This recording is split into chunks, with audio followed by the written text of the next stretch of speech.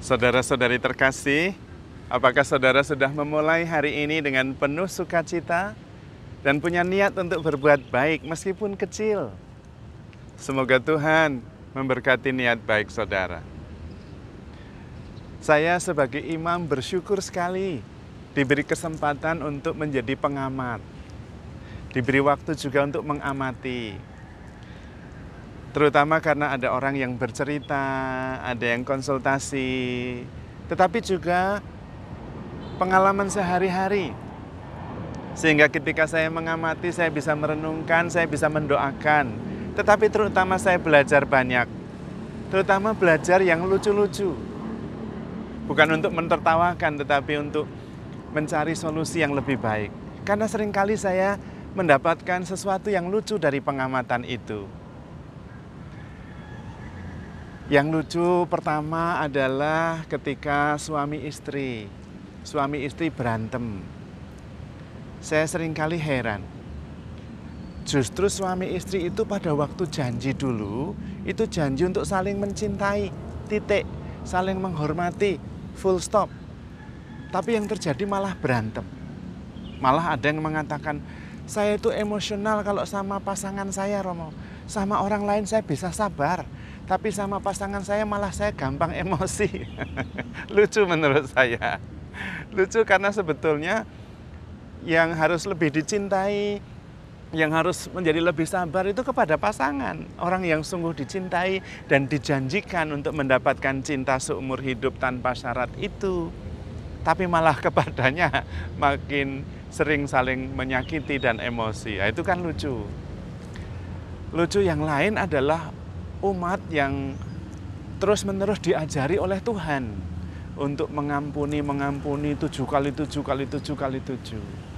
Mencintai musuh-musuh. Tapi malah di antara umat sendiri berantem. Bagaimana mau saling mengampuni? Wong ketemu aja ndak mau. Satu ke kiri, satu ke kanan. Ketemu di jalan, pura-pura nggak lihat. Bagaimana?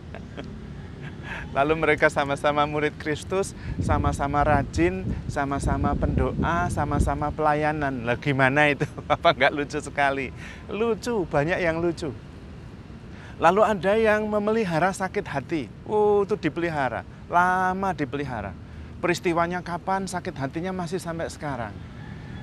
Lah wong peristiwanya udah lama, dan sakit hati itu ndak enak. Lah kok yang dipelihara? Nah, itu kan lucu. Jadi banyak yang lucu-lucu. Ketika kita mengamati, itu banyak yang lucu. Kemudian ada orang yang mencari damai. Tetapi pikirannya ruwet. Sudah mempunyai satu perusahaan, mau buat perusahaan lagi. Itu kan nambah ruwetnya sendiri. Memangnya kalau tambah perusahaan itu lalu tidak tambah ruwet. Tambah ruwet. Satu aja cukup ruwet juga, apalagi 2. Apalagi 3, sama. Punya rumah 1, mau punya 1 lagi. Wong punya rumah 1 aja ruwet tok. Mau punya rumah 2, apa enggak ruwet? Mikirnya kan tambah jadinya. Punya tas 1, cukup. Beli tas sampai 5, sampai 10. Lah tambah pikiran tuh itu. Nanti saya mau pakai yang mana aja mikir. Ini enggak cocok sama baju ini, pakai yang ini. Pakai yang ini, kemarin udah pakai yang itu. Alah, terlalu banyak ruwet. Kayak gitu kok mau hidup damai loh. Lucu tau? Lucu, banyak yang lucu-lucu itu. Dan sebetulnya kenapa itu semua terjadi? Yang lucu-lucu itu kenapa terjadi? Menurut saya, karena kita terlalu baper. Itu saja sebetulnya soalnya. Padahal nggak perlu baper. Karena perasaan itu berubah-ubah. Nggak usah terlalu serius bapernya. Baper sebentar lalu kemudian, oh iya, nggak usah terlalu baper lah. Toh besok juga berubah. Selesai. Atau taruh. Bapernya itu taruh. Dan ternyata bisa. Nanti kalau sudah tidak tahan mau baper lagi, ya sudah diambil lagi, nggak apa-apa. Tapi bisa ditaruh, bisa disingkirkan. Jangan terlalu baper. Itu sebab utamanya. Sebabnya yang lain adalah tidak tahu sebetulnya mana yang sungguh-sungguh perlu dan mana yang sungguh-sungguh tidak perlu. Kenapa bisa begitu? Karena kita terlalu menuruti ego. Nah, di dalam diri kita itu ada saya yang adalah ego, dan saya yang sungguh-sungguh saya sejati. Saya menyebutnya saya subjektif dan saya objektif. Saya subjektif itu saya hasil konstruksi psikologis. Waduh, bahasanya itu rumit. Konstruksi psikologis itu saya hasil dari pendidikan, hasil dari belajar, hasil dari masa lalu, hasil dari pemikiran saya sendiri. Saya menyusun pribadi saya menyusun gambaran diri saya, itulah ego. Ketika gambaran diri saya diserang, saya emosi, saya tersinggung, saya sakit hati, karena ego saya diserang. Padahal itu bukan saya, itu ego. Saya subjektif, ada saya objektif yang bukan hasil bentukan itu. Saya yang utuh, penuh, sempurna, tidak membutuhkan apa-apa, karena selalu bersama dengan Tuhan. Dan saya yang utuh, saya yang objektif, saya yang sejati itu bisa melihat itu, saya yang ego itu. Dan dia itu lucu-lucu tuh. Kalau kita bisa mengamati, kita bisa mengambil jarak, kita bisa ketawa sendiri. Dan kemudian saya subjektif, ego itu lama-lama tidak punya kuasa, tidak bertahan di hadapan saya sejati. Nah, karena itu Tuhan Yesus mengajarkan kepada kita, bagaimana caranya supaya saya memandang, melihat, mengamati, menilai berdasarkan saya objektif. Bukan saya ego, saya subjektif. Bagaimana caranya? Ya, saya yang subjektif, yang ego ini diruntuhkan. Caranya gimana? Caranya ikuti apa yang diajarkan Tuhan.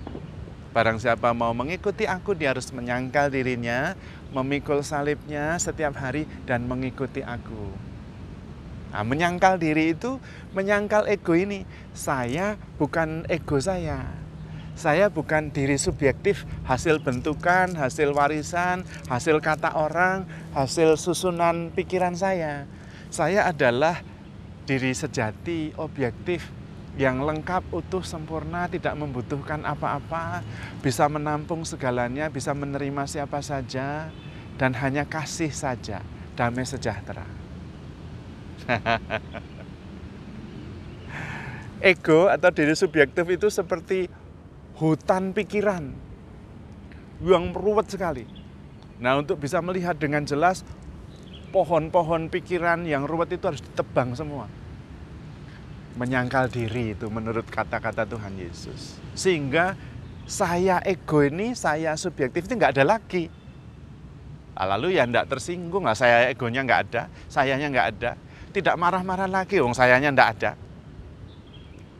Yang ada adalah saya objektif. Saya yang adalah kasih, yang selalu bersama dengan Tuhan dalam damai sejahtera. Loh, gitu, menyangkal diri. Sampai egonya nggak ada. Direndahkan ya nggak bisa, wong egonya nggak ada. Yang bisa merasa rendah, direndahkan tuh ego, bukan saya sejati. Saya nggak tersentuh, karena saya sempurna, utuh, penuh bersama Tuhan selalu. Dalam kesempurnaan, dalam keutuhan, dalam damai sejahtera. Lalu yang kedua adalah memikul salib setiap hari. Nah, ini sebetulnya adalah non-reaktif atau tidak baper, itu sederhananya lah. Memikul salib setiap hari itu tidak baper. Jadi kalau misalnya saya merasa menderita, sedih, tidak baper, ditanggung saja, dipikul saja. Nanti lama-lama justru bapernya itu hilang. Sehingga saya tidak tersinggung, saya tidak sakit hati, saya tidak emosi. Karena nggak baper, memikul salib emosional setiap hari. Sehingga justru itu menyucikan, bukan menjadi beban. Karena kemudian saya bisa menjadi lebih tenang, dan ternyata ketika itu diterima, tidak baperan, lalu malah hilang sendiri, karena perasaan itu seperti cuaca, silih berganti. Kadang panas, kadang hujan. Nah, cuaca silih berganti, perasaan juga sama.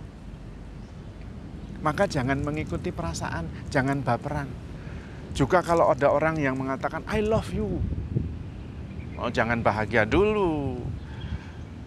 Justru harus tanya dalam diri sendiri dan kepada orang itu kalau berani. Berapa lama mencintai saya? Nah, gitu. Karena dia lagi baper itu kalau bilang I love you itu. Tanyain berapa lama. Dan itu ada jarak. Boleh mencintai, boleh. Tetapi yang paling penting adalah kesetiaan untuk terus-menerus. Cinta yang berasal dari diri sejati, yang tidak berubah-ubah. Kalau cinta berdasarkan dari ego itu berubah-ubah. Kalau ego lagi tidak senang, tidak jadi cinta itu. Nah, maka kita harus memandang, harus mempersepsi dari diri objektif. Dari diri sejati, bukan dari diri subjektif, ego yang berubah-ubah itu. Kalau kita mengikuti ego, baperan, itu lucu-lucu kita itu, lucu banget.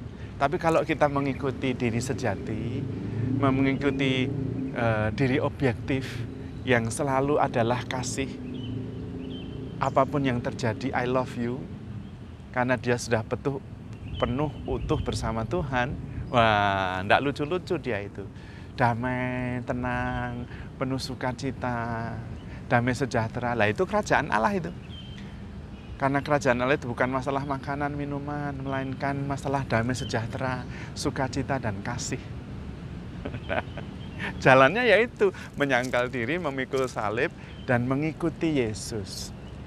Hidup dengan rasa syukur, itu saja. Mensyukuri anugerah bahwa saya diciptakan oleh kasih, untuk kasih, dan selalu dikasihi.